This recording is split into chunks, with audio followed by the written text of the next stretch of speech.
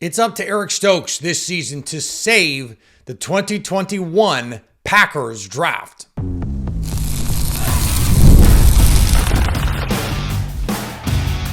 You are Locked On Packers, your daily Green Bay Packers podcast. Part of the Locked On Podcast Network, your team every day.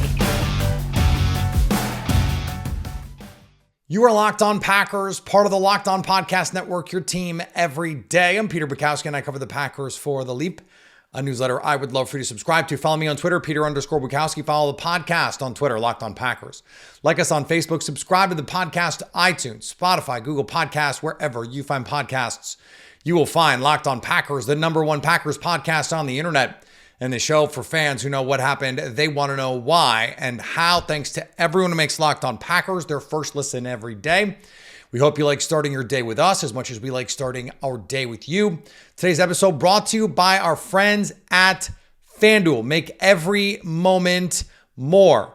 As playoffs wind down, sports sportsing like we want them to. But this summer, FanDuel is hooking up all customers with a boost or a bonus daily. That's right. There's something for everyone every day, all summer long. Visit FanDuel.com/lockedon to get started.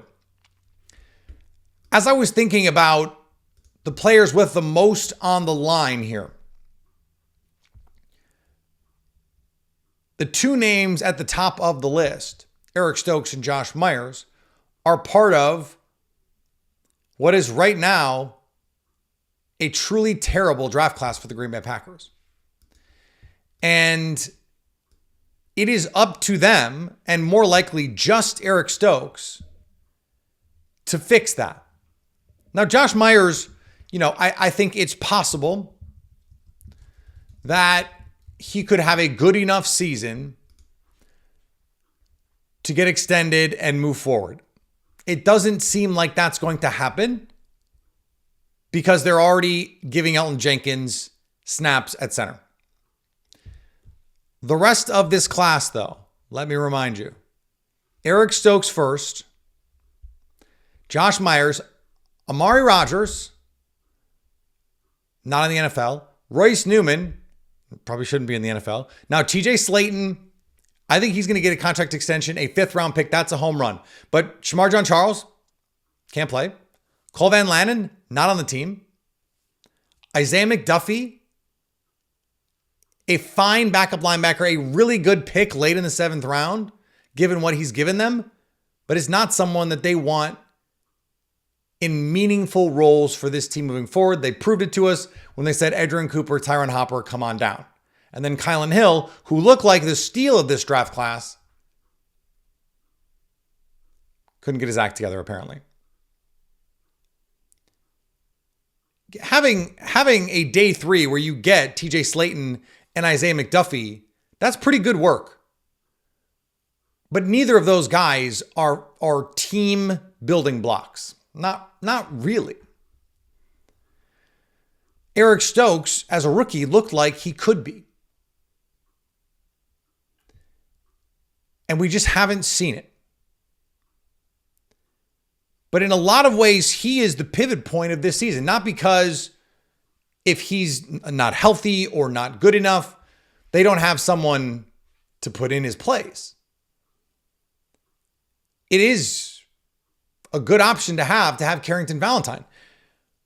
He, to me, is similar to Christian Watson in that if he is healthy, if he plays his best, I have such faith in his gifts based on not just college tape or pre-draft assessment, because I didn't actually love Eric Stokes in the pre-draft process, but watching him as a rookie, the confidence he had, the ability to not panic, to play press, to run with anyone, to close down space, he could get beat over the top and close down space like no one I've ever seen.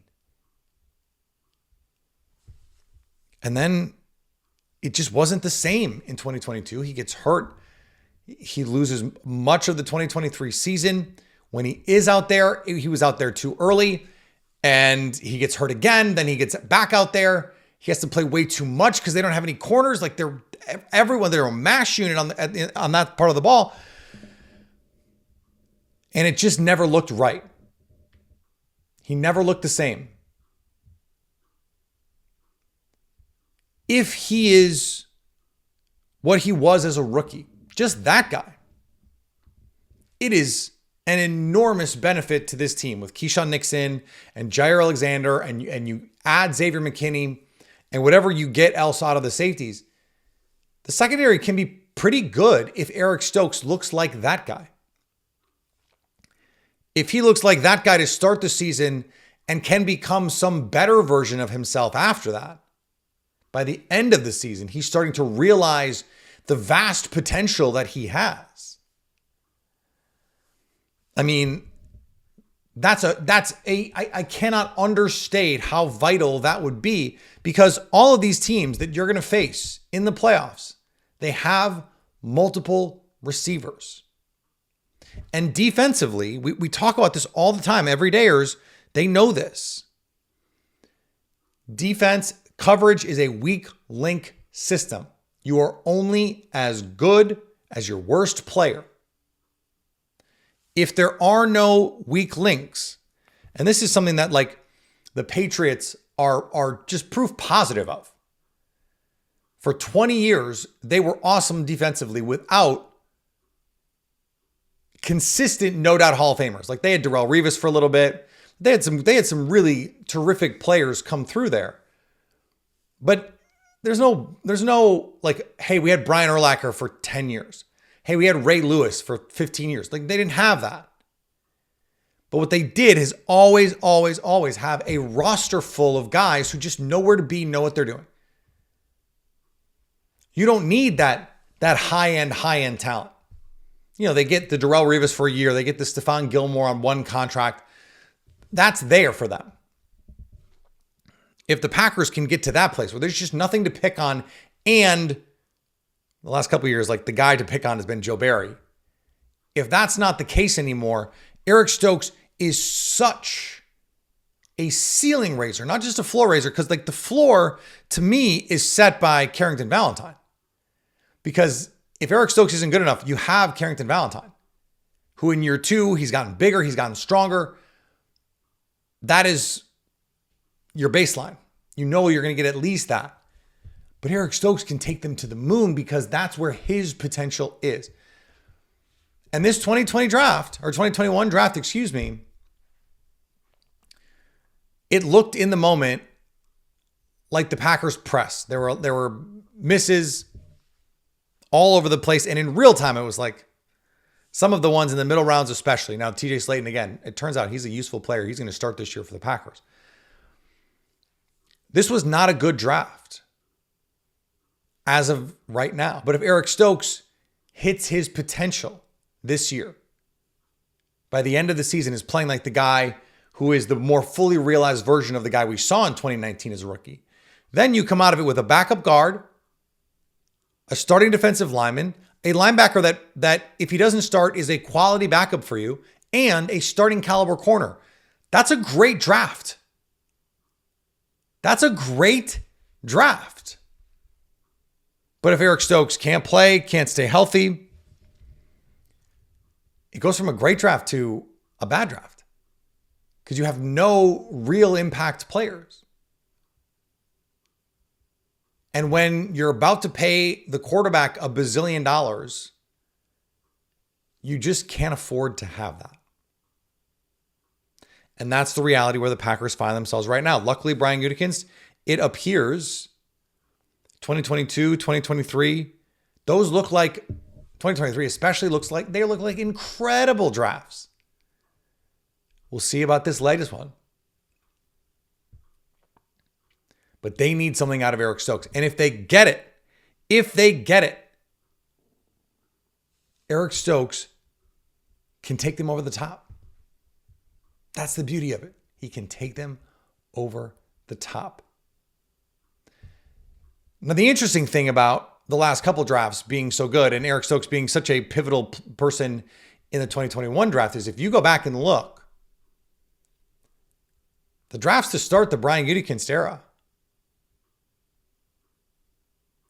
it's not great. And we're going to look at it next on Locked On Packers. Today's episode brought to you by our friends at FanDuel. I love sports. I love them so much I never want them to stop. But with the playoffs over, we get fewer games. And the sports aren't sportsing like I want them to. But FanDuel lets me keep the sports going whenever I want. All I have to do, open the app and dream up bets anytime I'm in the mood. I love a golf bet. And this summer, FanDuel is hooking up all customers with a boost or a bonus daily. That's right. There's something for everyone every day, all summer long. I'm thinking of getting into the WNBA betting. I'm excited to do it. And I'm excited to do it over at FanDuel. FanDuel.com/lockedon. And you can start making the most out of your summer. FanDuel, official sports betting partner of Major League Baseball. We're going to talk about some stuff Brian Gutekunst doesn't want you to hear about in just a second. Are you watching Fox Sports or ESPN on your TV all day? Have to turn down the volume with all that shouting? Make the switch to Locked On Sports today, a free 24/7 sports streaming channel programmed for you every day to bring you the biggest stories without all the screaming. Locked On Sports Today brings you can't miss analysis, opinions, and news streaming 24/7 on YouTube or the free Amazon Fire TV channels app. Part of the Locked On Podcast Network, your team every day. So I went back and was looking. And every once in a while, I like to go back and see, as I go through the models and the different things that the Packers look for in the drafts, I like to go back to the drafts and just sort of reassess what's going on. And the first Brian Gutekunst draft, he absolutely nails Jair Alexander and then gets the future first. It is about as virtuosic a start as a drafter as you can get. Ted Thompson took Aaron Rodgers. This is a organization that just must have a thing. But Josh Jackson, nothing. Oren Burks, not on the team. He's a fine player, but they traded up in the third round for him. Jamon Moore couldn't play. J.K. Scott, they used a draft pick on a punter. He couldn't play. They used a draft pick on Hunter Bradley. He couldn't play as a long snapper. They drafted 3 receivers. Only one of them turned into a meaningful contributor. That was Marquez Valdes-Scantling. The rest, James Looney, Kendall Donnerson. Now you get an all-pro in a draft. That's nice. And you get an all-pro plus a rotation level receiver. A rotation level receiver that now 2 championship caliber teams have decided, we're good. But that another championship caliber team is like, we need that guy. It's because you get the future first out of it, you have to say it worked. But it's not a great draft by any means. 2019 got better, right? Rashawn Gary, a little head scratching in the moment, but we've seen what he's become. Darnell Savage, the lauded pick in the moment. He's no longer on the team. Part of that is, I think, usage. Part of that is money. Some of the things they had to do with his contract to make all the numbers work. Part of the reason why I don't think he ever came back. But then you hit on Elgton Jenkins, absolutely no doubt. You hit on Kingsley Keke. And then it doesn't go great. He gets essentially kicked off the team. After that, like Ty Summers, a nice special teams player. It's Rashawn Gary and Elgton Jenkins. Those are 2 core members of your team.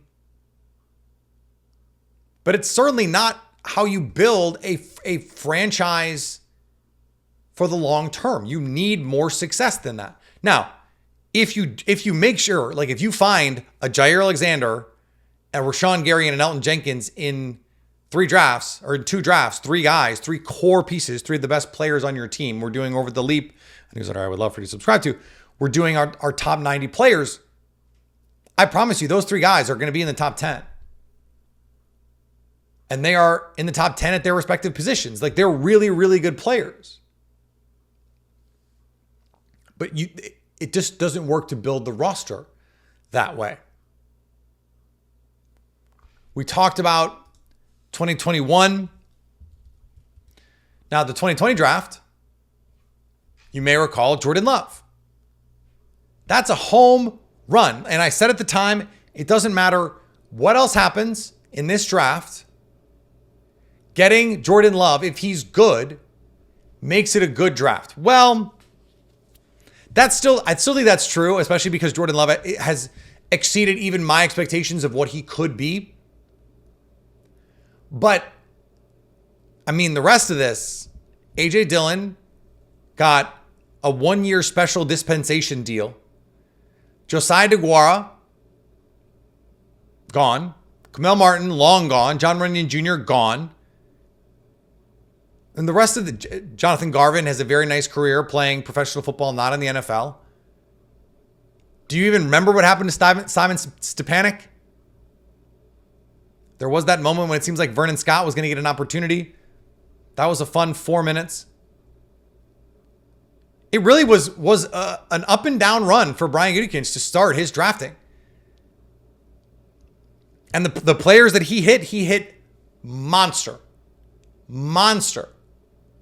But the 2021 draft, which is the last draft we can fairly assess, because you need 3 years, and really you probably only need 2. So like we have a good idea of the 2022 draft. Like Zach Tom, really good.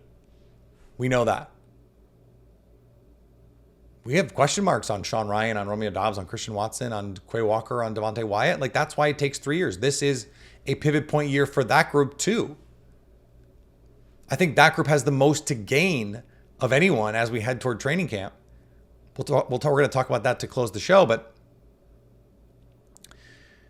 in the first handful of seasons, this did not go great. And one of the reasons why I bring this up is, first of all, I wanted to highlight Eric Stokes, but as much of a heater as I think Brian Gutekunst has been on, 22, 23 especially,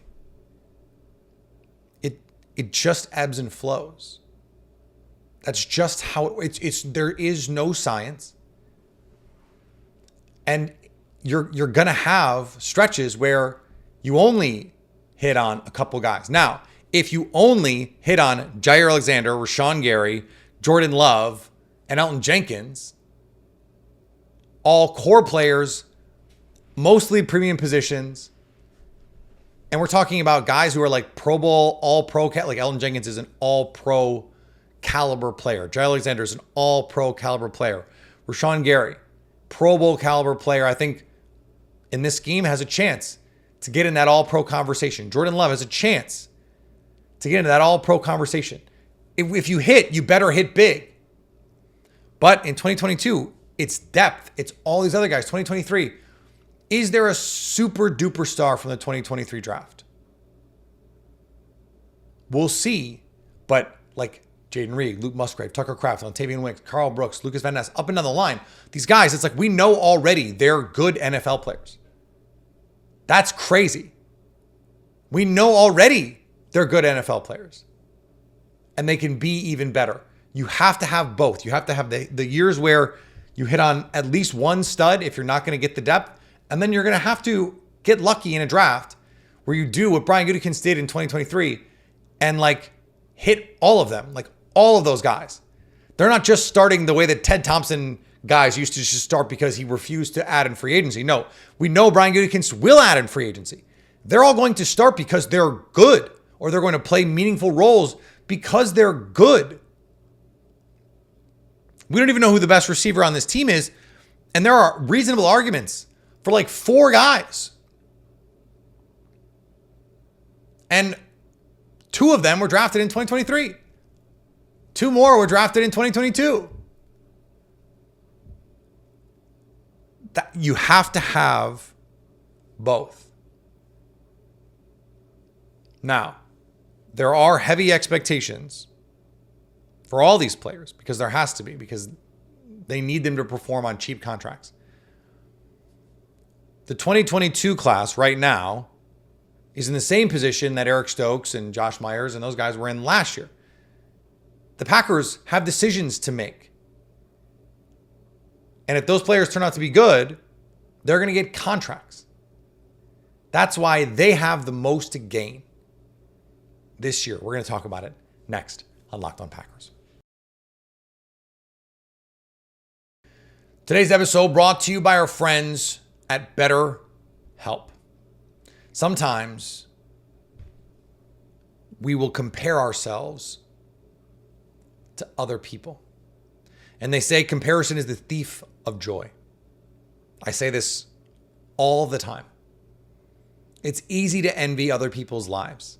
It might look like they have it all together on their Instagram, but in reality, they probably don't. This thing that we walk through in life is hard. And it can be hard for everyone at times. Therapy can help you focus on what you want instead of what others have, so you can start living your life. If you're thinking of starting therapy, give BetterHelp a try. It's entirely online, designed to be convenient, flexible, and suited to your schedule. Just fill out a brief questionnaire and get matched with a licensed therapist and switch therapists anytime for no additional charge. Stop comparing and start focusing with BetterHelp. Visit BetterHelp.com/lockedon to get 10% off your first month. That's BetterHelp, HELP.com/lockedon.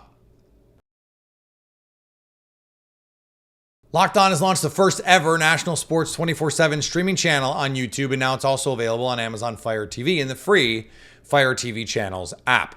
Locked On Sports Today is here for you 24/7, covering the top sports stories of the day with the local experts of Locked On, plus our national shows covering every league. Find Locked On Sports Today, now available on the free Fire TV channels app.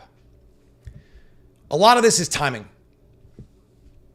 And so in a year, the Packers have to decide on Devontae Wyatt and Quay Walker's fifth-year options. In a year, it's going to be time to start discussing Romeo Doubs and Christian Watson extensions. Same for Zach Tom. What is the future of Sean Rhyan? Now remember, the first-round guys, they get the 4-year contract with the fifth-year option. Everyone else, it's 4 years. And if you're a core player, you are not going into year 4 of a 4-year deal, which will be 2025, on a lame duck year. You are getting paid, especially if you are like not just a core special teamer. If you're Christian Watson and you become one of the wide receiver 1 or wide receiver 2, and that becomes clear. Or if Quay Walker takes a step forward, he's going to get starting linebacker money eventually. They can just pick up his 5th-year option first. But all those decisions are coming. They will have been made by this time next year. We'll know if Sean Rhyan is part of the future in Green Bay. We'll know what the Packers think of Quay Walker and Devontae Wyatt. Are they foundational pieces for the Green Bay Packers? Where does Christian Watson and Romeo Doubs fit into the Packers' pecking order and hierarchy? And where does Zach Tom fit into the NFL landscape as one of the best offensive linemen in the league? Because he's going to want a lot of money and he's going to deserve a lot of money. Kingsley Enagbare, a rotational pass rusher. Is someone going to pay him to be a starting pass rusher? I think he could do that. I think he'd be a good starter. There are some teams right now today, he could walk into their rooms and upgrade their rooms as the starter. He's like outside linebacker 4 for the Packers. Defensive end. I'm gonna get the verbiage down by the time we open. By the time we open training camp. But that means there's a lot on the line and a lot to gain. A lot to gain. Yes, the Packers gain by those players doing well. But in the case of the receivers, for example, they have answers. In the case of Quay Walker, they have answers. In the case of Devontae Wyatt, Kenny Clark, Carl Brooks, and it may be the case. The Packers are waiting on Kenny Clark because they want to see what Devontae Wyatt has. And if in the first 6-8 games, he's not doing much, maybe they'll cut the check then. Now, it seems like Devontae Wyatt's not even going to be a starter, so I don't even know what we're talking about here. Just pay Kenny Clark. I still don't know why we're waiting on this. It's probably the Jordan Love thing. You want to get it done, know what the cap looks like. Okay, boom.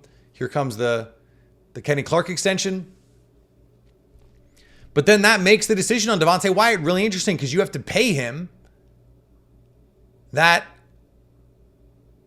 starter level money that comes with the 5th-year option to maybe not be a starter. And if you want the space eater with TJ Slayton next to Kenny Clark, can Devontae Wyatt and Kenny Clark play together? And if you're going to extend Kenny Clark, then why would you use the 5th-year option on Devontae Wyatt if he's a backup? Like, that doesn't make any sense. So there's a lot on the line here financially for these guys too. But it's about the future of the team as well. The Packers have decisions to make. And so they're going to have to learn a lot about these guys in, 17 games is not a lot of time. I understand you're hoping that it's 19, 20 games, right? But you never know what you're going to get. And so these guys, Christian Watson, can make a boatload of money. If he's the number one option in this offense, I've said it before, I'll say it again, they can be the best team in the league offensively. They can be I think he has the talent to be one of the best receivers in the league. Those guys make $30 million a year. Maybe the Packers don't want to pay that, but if he's that good, you got to do it. So there's a lot to be gained from those guys this year. They might look at it as a lot to prove, and that is true to a point as well. But there's a lot to gain here too. All right. We're a little bit of a modified schedule this week with the 4th, but we're going to have shows, at least I think 4 shows this week. The last one will come out on the 4th. Listen to it over the course of the weekend if you want, but we're still going to be here the rest of the week. We'll be a little bit lighter next week because I will be with family. So it's July. It's July. We made it to training camp month, but it's 3 weeks away. And I don't want this show to be homework when everyone should be enjoying their summers too. So back tomorrow, much more on Locked On Packers. As always, follow me on Twitter, Peter_Bukowski. Follow the podcast on Twitter, Locked On Packers. Like us on Facebook. Subscribe to the podcast to iTunes, Spotify, Google Podcasts, wherever you find podcasts, you'll find Locked On Packers. And anytime you want to come hang out with us over on our social medias, Instagram, TikTok, YouTube, you can subscribe there so you can stay Locked On Packers.